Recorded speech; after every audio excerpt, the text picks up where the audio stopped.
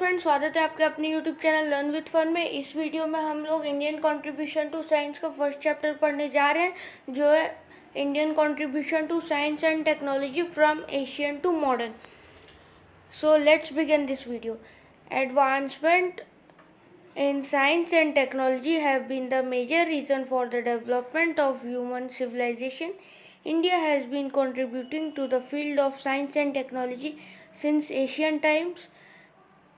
Even today, what we term as traditional knowledge is actually based on scientific reasoning. तो India का एक बहुत ही बड़ा कंट्रीब्यूशन रहा है, जिसे हम लोग हिंदी में योगदान कह सकते हैं साइंस और टेक्नोलॉजी में। और ट्रेडिशनल नॉलेज जो बेस्ड रहती है ना, वो साइंटिफिक रीजनिंग पे बेस्ड है ट्रेडिशनल नॉलेज। अब हम लोग पढ़ेंगे प्री इंडिपेंडेंस। तो the history of scientific discoveries and development in India dates back to the Vedic era. तो वैदिक एरा में बहुत डेवलपमेंट हुआ था साइंस और टेक्नोलॉजी में। जैसे आर्यभट्ट ने ज़ीरो इन्वेंट किया था, और ये बिलीव है कि उस टाइम के जो इंडियन स्कॉलर्स थे ना, उन्होंने ज्योमेट्रिकल थ्योरम डेवलप की थी पाइथागोरस के पहले, क्योंकि पाइथागोरस ने उनको बहुत पॉपुलर बनाया, पर उससे पहले उन्होंने ज्योमेट्रिकल थ्योरम्स डेवलप कर ली थी।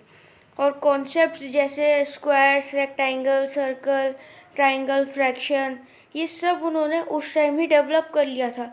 और कुछ चीज़ें तो वो 15,000 BC के पहले भी यूज़ करने लगे थे।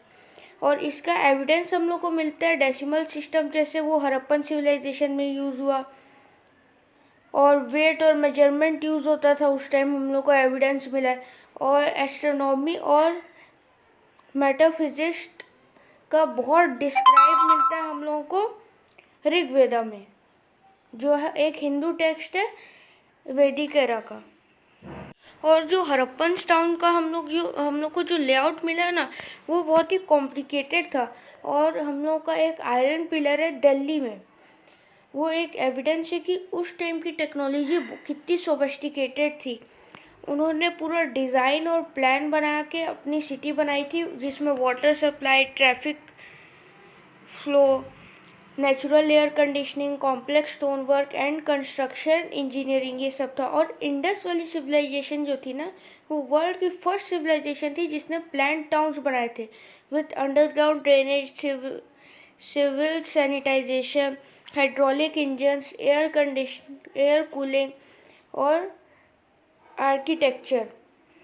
बाकी और जगह भी बहुत सारी सिविलाइजेशंस थी जिन्होंने ये किया है, बहुत ही कॉम्प्लेक्स सिटीज़ बनाई हैं।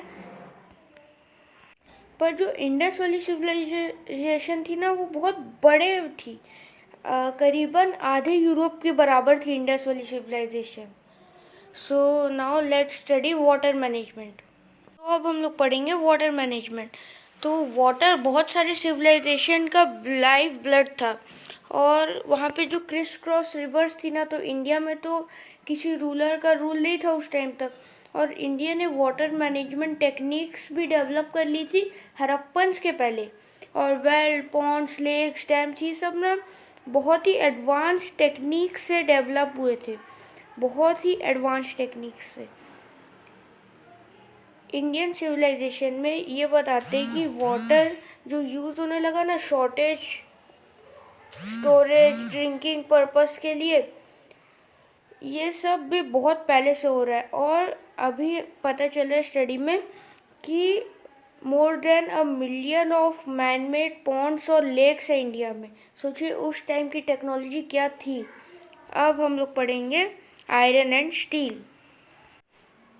तो India and steel have literally been the pillars of modern civilisation.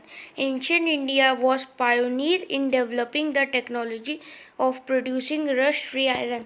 तो इंडिया, एंशिएंट इंडिया जो थे ना, वो फर्स्ट थे पूरे वर्ल्ड में जिन्होंने iron, rust free iron develop किया था।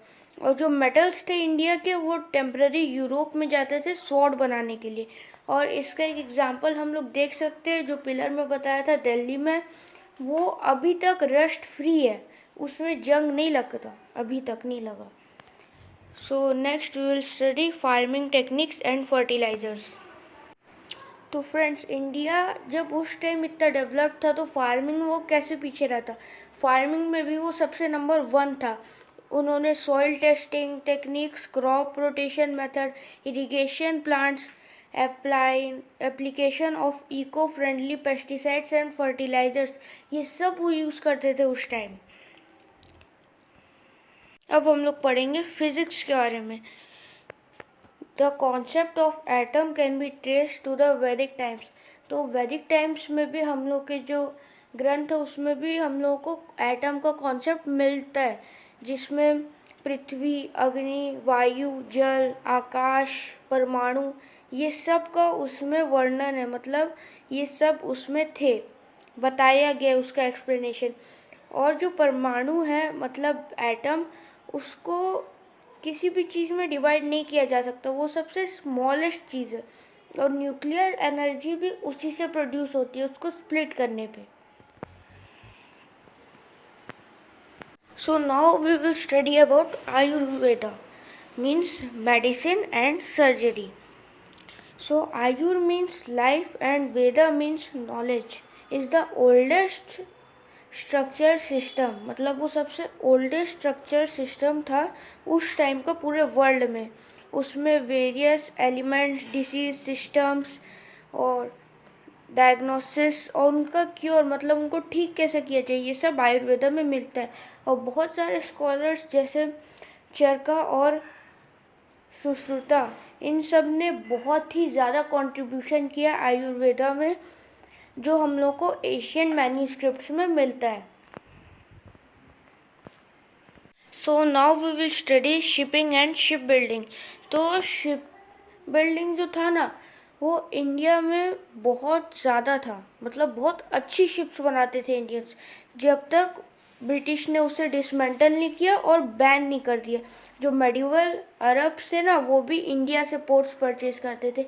यहाँ तक कि पोर्टुगीज़ इंग्लैंड यूरोप ये सब जगह से नहीं करते थे परचेज, वो लोग करते थे इंडिया से बोट्स परचेज। और वर्ल्ड के लार्जेस्ट और मोस्ट सोफिस्टिकेटेड शिप्स बनती थी इंडिया और चाइना में। और कंपास जैसे टूल्स, नेविगेशन टूल्स और अदर टूल्स, ये सब यूरोप से पहले इंडिया में यूज़ होते थे। और उनके मैरीटाइम ट्रैवल के साइंस जो था ना, उसकी एक्सपर्टीज थे, तो उसको यूज़ करके उन्होंने पार्टिसिपेट किया था earliest known ocean based trading system में। So now we will study about post independence. Post independence means आज़ादी के बाद। तो आज़ादी के बाद भी इंडिया ने बहुत ज़्यादा ग्रोथ किया है साइंस और टेक्नोलॉजी में। तो अचीवमेंट जो हम लोग को मिले हैं न्यूक्लियर, स्पेस, साइंस और इलेक्ट्रॉनिक्स और डिफेंस में, वो बहुत बड़ी हम लोग ने अपॉर्चुनिटी ली है। अपॉर्चुनिटी नहीं, सॉरी, सक्सेस हम लोग को मिली है। और इंडिया जो है ना, वो थर्ड लार्जेस्ट साइंटिफिक और टेक्निकल मैन पावर है पूरे वर्ल्ड में। और मिसाइल लॉन्चिंग में भी इंडिया टॉप 5 में आता है पूरे वर्ल्ड में। तो DST यानी department of science and technology establish हुई थी मई में 1971 में, जिससे टेक्नोलॉजी और साइंस ने बहुत ग्रोथ की है। और वो एक बहुत ही इम्पोर्टेंट रोल प्ले करता है हम लोग के इंडिया के लिए for development of organizing, coordinating and promoting science and technology. So that's all for today's video, और मिलते हैं आप इसके अगले पार्ट में। अगर आपको वीडियो अच्छी लगी हो तो प्लीज़ लाइक, सब्सक्राइब और शेयर करना ना भूलें।